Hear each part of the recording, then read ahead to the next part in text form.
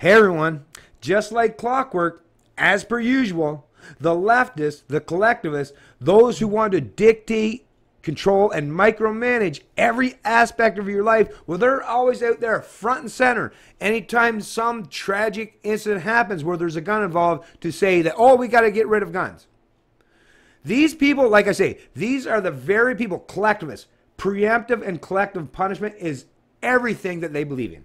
Not punishing the particular individual actor for the fucking nefarious deed or evil crime that he committed. No. It's always about starting to punish everyone else because, oh, there's a potential danger somewhere. It's under that rock. It's over there in that corner. Oh, look out. Ooh, fear-mongering. That's all they fucking do. When in reality, we all know, we all understand. Well, I mean, if you got an IQ above like fucking, I think like probably 80 would do it. 80 would probably do the trick that you probably understand that, hey, news alert, lefties, criminals don't give a fuck about government laws, restrictions, or regulations. They don't give a shit if you tell them, hey, you're not allowed to have a gun. Matter of fact, why do you think they always choose to go to places where it's heavily restricted gun use, right? So they always shoot up schools. Or think about the states that have the most, or the cities that have the most violent crime rates as far as guns. What, place like Chicago, place like Detroit, all run by fucking Democrats, leftists, and have the most heavily regulations and restrictions on gun ownerships. But they're the states that have the most violent crimes. New York State, New York City, another perfect example. Go to places like Texas or fucking other areas of the country where gun ownership is just, it's just as natural as breathing. And you'll find that actually those people treat each other pretty goddamn good. Look at how respectful they are to each other because everyone knows that there's a potential threat back and forth. If you know there's a potential threat to you, you're less apt to try to oppress, steal from, dictate, micromanage, or oppress other people because you know that, hey, they have the capacity to do the same to you. You know, it's all about that an eye for an eye, the ability to hold each other to account. That's how fucking freedoms truly function. That's how, like, you know, if you have the capacity to have a concealed carry, like some states down in the U.S. where you have the ability to have concealed carry, you don't even have to carry a gun, but because people understand that you can, it's legal for you to conceal carry, they're going to treat you with a little bit more respect by sheer fact they know that you are a potential threat to them if they don't. But in these school zones and these gun-free zones, well, of course, criminals are like, hey, think about it. If you're a criminal, where would you want to go? Somewhere where there's a lot of people with guns that could fucking counter you, or places where there's nobody with any guns and they're all just helpless victims. Like, holy fuck. You know, I've heard this argument so many times. And when I was younger, well, think about it. I grew up in Canada.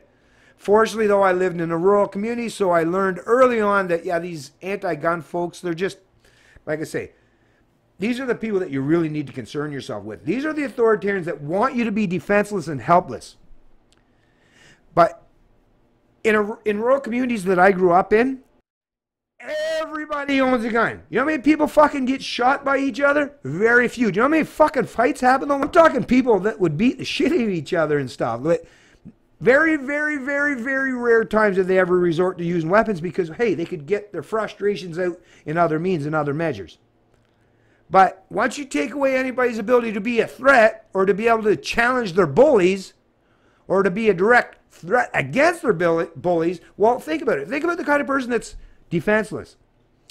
Yeah, like I say, try to corner a rat that has no means of escape or ability to defend themselves, and you'd be surprised just how fucking insane they will act when they feel a threat directed towards them. Listen, even forget about the whole gun thing even, right? Let's just think about if you had a really big, strong MMA fighter that was super competent and then a bunch of, like, let's say 5 really wimpy fucking dipshits. Do you think the big, strong MMA guy is going to try to impose his abilities and skills on everyone else? Or is it just the fact that he's probably like, hey, I can defend myself, so I'm cool with that. Come at me and I'll fuck you up. It's those 5 little wimps. Those are the people you need to concern yourself because they automatically recognize that they're a major disadvantage. Now, if they had the capacity, right, to have legal ownership of the gun, they might not feel so threatened everywhere they go. Because that big MMA fighter is not much of a threat if they have the capacity or at least the knowledge or ability to say, hey, I can be a threat against you too, right? So, like I say, it's all about incentive. Humans function off incentive, folks. And the anti-gun crowd, well, they're showing time and time again that they're not just out of touch with reality, but they're actually so authoritarian in their approach. What they want to do is they want to disarm and disband any ability or capacity for humans to defend themselves against, whether it's a domestic oppressive government or violent criminals or bad actors in society, or even some foreign entity or government that wants to impose their preferences, edicts, or ideology on you. A well-armed population, such as the U.S., the one last place in the entire globe, although trust me, in Canada, we're pretty well-armed too. Don't let everyone know that, though. It kind of flies under the radar for the most part, but trust me, Canadians are heavily armed as well, especially if you know the people in the rural communities. But anyways, the U.S. being that last bastion of freedom, that last place on the earth where the people have the ability and the capacity to defend themselves against domestic oppressors or domestic criminals or even foreign oppressors or foreign criminals or foreign governments. People always try and say, well, we got to fucking listen, the minute the U.S. loses their capacity, have the Second Amendment, and they're no longer a threat to oppressors, central planners, collectivists, and authoritarians, then the one world order, the globalism that these utopian leftists are seeking, oh yeah, you'll get it all right. That just means you'll be down there at the bottom with everyone else as subjects, slaves, or serfs to a one world ruling class.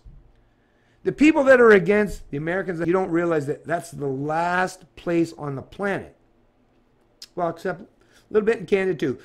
But North America here, Canada, US, is basically the last place on the earth. Well, Switzerland too, I guess. There's a few little places left on the earth that's saying, no, you can't come into my country. You can't come into my backyard and threaten me because I can threaten you back. But they want to take away people's ability, their capacity to be able to threaten oppressors back or threaten criminals back.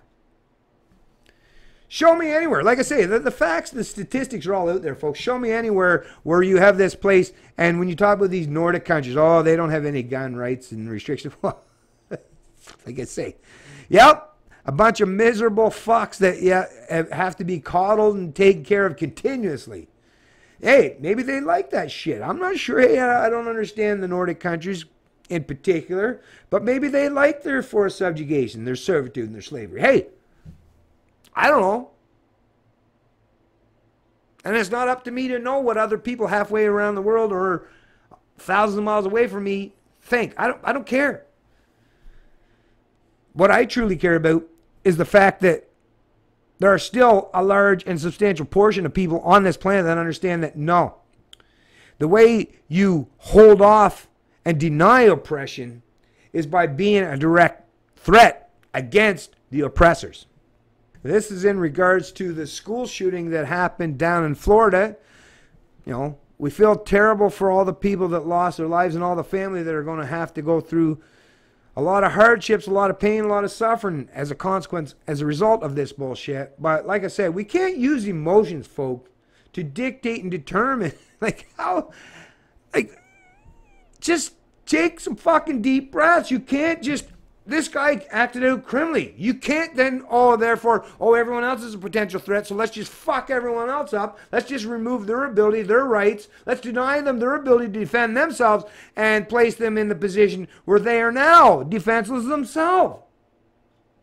Like I say, leftists, I don't understand how their fucking mindset works other than the fact that they're indoctrinated into a faith that tells them that you should just be sacrificial lamb to a ruling class. And don't worry, rely on your central planner government because they'll take care of you.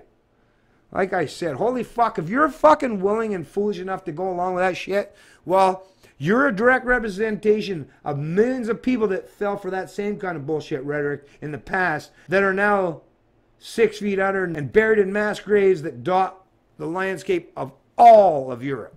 All you people that allowed your governments, or Asia, that allowed your governments to disarm the populace because they pretended or put forth the pretense that they were going to take care of you. Don't worry, we'll be your saviors. The minute they managed or accomplished to disarm their population was roughly about the time when they started to impose their authoritarian mandates, dictates, and measures. Of course, because authoritarians, control freaks, and sociopaths, they want to disarm you first before they start trying to impose their will and their mandates and their edicts on you. Only makes sense, right?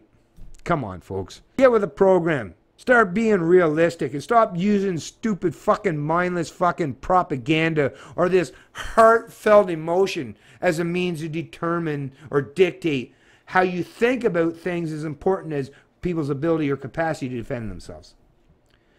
Don't impose hardships, restrictions, or authoritarian measures towards people that haven't done anything wrong, that have not created any victims, just because one small actor or a few small actors have done so.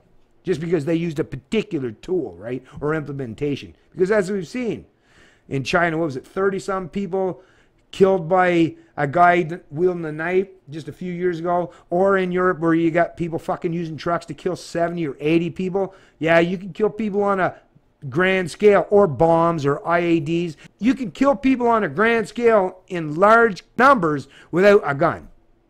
So even people that think, oh, we get rid of the guns, we'll get rid of the crimes, we'll get rid of people fucking being killed. Oh yeah? They'll just find other means or measures to carry out their vile, evil acts or deeds. Causing hardship, pain, or suffering, or imposing authoritarian measures to people that haven't committed any crimes towards anyone. Yeah, that's the authoritarian mindset. Sorry for a reality check. I know some of you out there might not want to hear it, but you're going to get it anyways. It's Canadian Libertarian, and I love liberty.